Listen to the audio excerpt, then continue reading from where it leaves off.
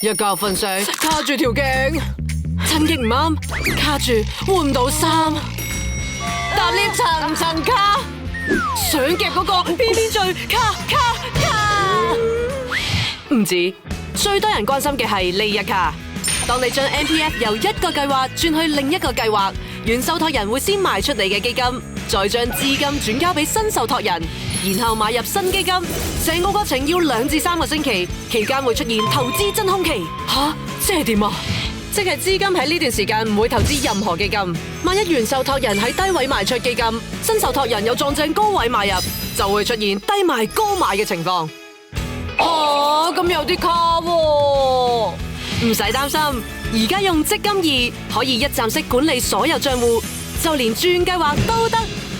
成個過程最快縮短至一半，但快還快，每次轉計劃都有投資真空期。記住 ，MPF 係長線投資，要比較清楚呢啲因素。有需要自要轉啊！